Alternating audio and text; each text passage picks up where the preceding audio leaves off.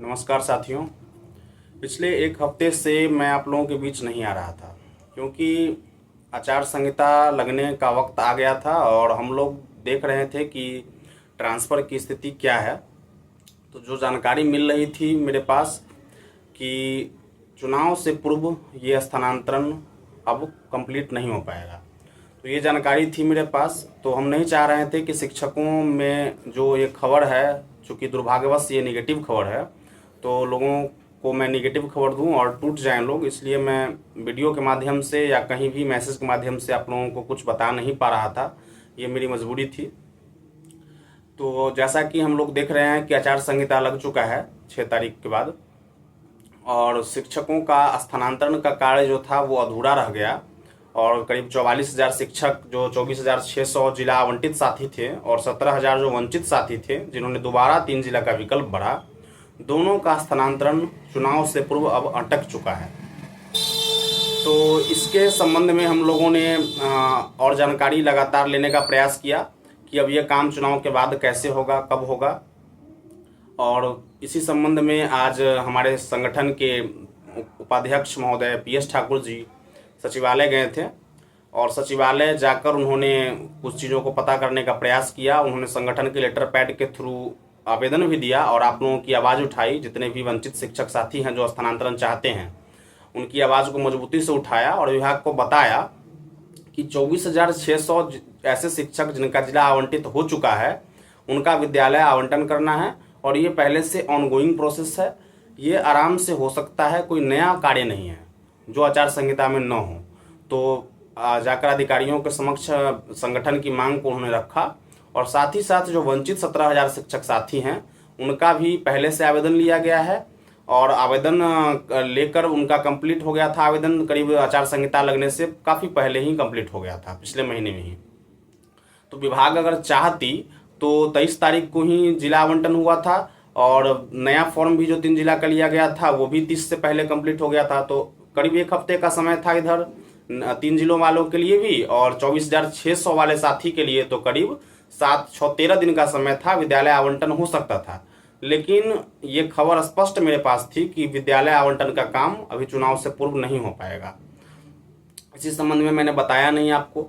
तो अभी सचिवालय जब गए PS ठाकुर सर, तो उन्हें जानकारी आज प्राप्त हुई है कि शिक्षकों का स्थानांतरण जो है वो चुनाव के बाद जैसे ही नई सरकार बनेगी और 14 तारीख लास्ट डेट है, 14 नवंबर, उसके बाद ये काम प्रारंभ हो जाएगा। और नवंबर महीने में ही जो जानकारी मिली है कि विद्यालय आवंटन का काम भी हो जाएगा और साथ ही साथ नए जो 3 जिला का विकल्प लिया गया है उनका जिला आवंटन करते हुए दोनों का एक साथ विद्यालय आवंटन का काम होगा। ये पहले भी हम लोग बता रहे थे कि दोनों का जिला आवंटन होने के बाद ही एक साथ विद्यालय आवंटन का काम होगा और यही जानकारी आज भी मिली है कि 15 नवंबर के आसपास जैसे ही नई सरकार का गठन होगा उसके बाद इस काम को प्रारंभ कर दिया जाएगा और नवंबर अंत तक जिला आवंटन और विद्यालय आवंटन दोनों हो जाएगा, दोनों तरह के शिक्षकों को मिलाकर।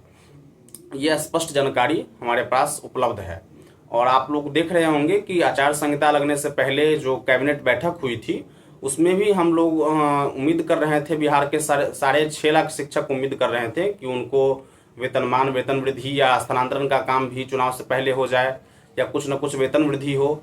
लेकिन इस तरह का कुछ भी नहीं हो पाया। ये दुर्भाग्यपूर्ण है हम सभी शिक्षकों के लिए। तो अभी हम लोग उम्मीद करेंगे कि नई सरकार जब बने तो इस संबंध में कुछ काम हो और साथ ही साथ ताकि 8वें वेतन आयोग का लाभ भी हमें मिले, उससे पूर्व 7वां वेतन आयोग हमें मिल जाए, कोई ना कोई पे लेवल मिल जाए।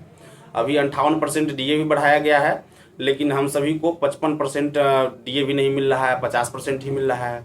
तो इस संबंध में भी काम हो, ये सभी हम सभी ये उम्मीद करेंगे, क्योंकि 6 लाख शिक्षक परिवार का एक महत्व है। लेकिन दिक्कत क्या है कि हम लोग संगठित नहीं हैं। तो हम लोगों को सबसे पहले ये प्रयास करना है कि हम लोगों को एक वोटर के रूप में मजबूत भी होना है।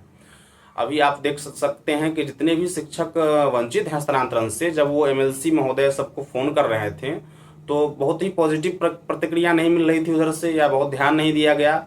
तो नए शिक्षक जो खास करके बने हैं उनको ज़्यादा संगठित होना है और विद्यालय अध्यापकों को अधिक संगठित होना है। और मैं उनसे अनुरोध करूंगा कि अभी हाल में एमएलसी का फिर से चुनाव होने जा रहा है।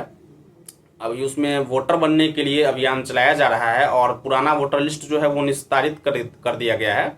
तो फिर से आपको नए वोटर बनने की आवश्यकता है। तो सबसे पहले तो आप एकजुट होकर सब लोग अभियान चलाइए और अधिक से अधिक शिक्षक वोटर बनने का प्रयास कीजिए।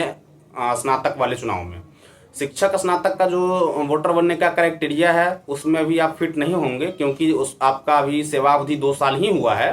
तो 3 साल की सेवा अवधि जब हो जाएगी तो आप शिक्षक स्नातक वाले चुनाव में भी वोटर बन सकते हैं। उसमें भी जो माध्यमिक और उच्च माध्यमिक के शिक्षक होंगे वही वोटर बन सकते हैं, प्राइमरी और अपर प्राइमरी वाले नहीं बन सकते हैं। इस बात को समझना है। तो फिलहाल आप कम से कम स्नातक, नॉर्मल स्नातक का जो चुनाव होता है उसके लिए आप वोटर बने और सभी लोग अभियान चलाकर एक एक शिक्षक को प्रेरित करें। ऑनलाइन ही उसमें आप आवेदन दे सकते हैं, ऑफलाइन भी दे सकते हैं। अगर कोई किसी भी दल का चाहे वो हो प्रत्याशी, अगर कोई प्रत्याशी एमएलसी चुनाव का जो भावी प्रत्याशी है वो आपको वोटर बना सकता है, या आप खुद भी ऑनलाइन हम लोगों ने हर जगह प्रसारित कर दिया है जो लिंक है इलेक्शन कमीशन का, उस लिंक के थ्रू आप सारे डिटेल्स को डाल के और वोटर बन सकते हैं एमएलसी चुनाव में भी। तो आप जब वोटर बनेंगे तभी आपकी ताकत बढ़ेगी और आपकी आवाज़ पहुंचेगी उनके पास, ठीक है। क्योंकि एक वोटर के रूप में संगठित होकर जब आप नेताओं को दिखना शुरू हो जाएंगे उसी दिन से आपकी सुनवाई प्रारंभ हो जाएगी हर जगह पे। तो आपको एकजुट होना है और वोटर बनना है। अब देखते हैं हम लोग कि चुनाव के बाद जब ये ट्रांसफ़र की प्रक्रिया समाप्त होती है तो फिर हम लोग अन्य मुद्दों पे काम करेंगे और अपने संगठन को रजिस्टर्ड करते हुए आप सभी शिक्षकों के लिए आवाज़ बुलंद की जाएगी। और ट्रांसफ़र का काम तो समझिए कि हम लोगों ने प्रायोरिटी पे लेकर रखा, सभी संगठन ने इसको किनारे कर दिया था, लेकिन हम सभी ने शिक्षकों की सबसे मुख्य समस्या जो है ट्रांसफ़र चाहिए उनको, इस समस्या को काफ़ी गंभीरता से लिया और लगातार इस मुद्दे को उठाया। तो इसको हम लोग अंजाम तक पहुंचाएंगे और आप लोग को भरोसा देते हैं कि घबराना नहीं है, ट्रांसफ़र हर हाल में होकर रहेगा। और इसके होने में कहीं भी लेट होगी, कहीं भी कठिनाई आएगी, कहीं भी ढिलाई होगी तो हम लोग मजबूती से खड़े मिलेंगे आपको और ट्रांसफ़र करवा कर ही दम लेंगे, चाहे इसके लिए जो करना पड़े। तो स्थानांतरण होगा और ऐसे भी ये पॉजिटिव पहले से जानकारी थी कि चुनाव के बाद ही होगा, और चुनाव के बाद कब होगा इसकी जानकारी आज सचिवालय से मिल गई है। तो आप लोग उम्मीद रखें कि नवंबर अंत तक आपका ट्रांसफ़र कंप्लीट हो जाएगा। तो इन्हीं बातों के साथ ये जानकारी थी आज की। और पीएस ठाकुर जी आज गए थे सचिवालय और इसी क्रम में उनका फ़ोन भी चोरी हो गया, तो काफ़ी परेशान थे वो।